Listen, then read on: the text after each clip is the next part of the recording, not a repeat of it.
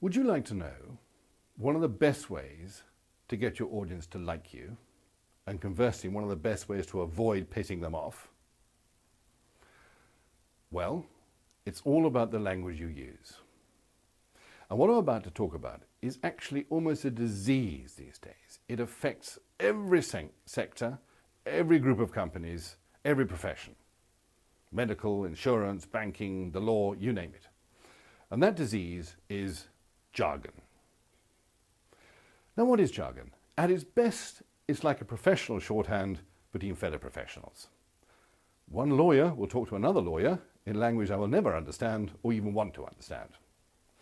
But the danger a lot of us make is that we use language we think our audience understand, and in fact they don't. And I have checked this out so many times with my clients. They often don't understand it. So, what to do? First of all, take a little tip from Churchill, and you'll never hear any jargon in his speeches or Nelson Mandela's speeches. He said, use short words, short sentences, and old words. Now, what do we mean by old? We don't mean words like prithee and zounds and things like that, but words that have been around in fairly common usage for 20, 30 years. We all have a rough idea of what they mean. There are some words in plain English that are being misused or abused. Things like framework. What is your usual reaction when you hear the word framework, particularly when it's mixed with the term strategic? Or underpin a strategic framework? Or more and more now, platform. We have a platform that creates a strategic framework for moving forward. What the hell does that mean? Well, the trouble is it's being used all the time.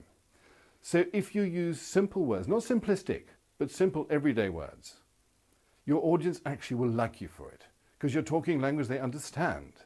So they can relate to it, they can relate to you, they can connect with you, and they are far more likely to like you, want to understand you, and take action on what you're talking about.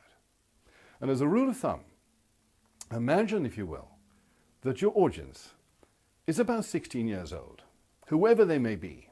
16 years old, really bright 16-year-olds, but with an extremely low boredom threshold and don't know anything about what you do.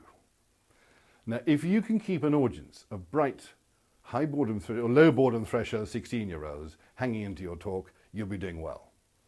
So use that as a guideline.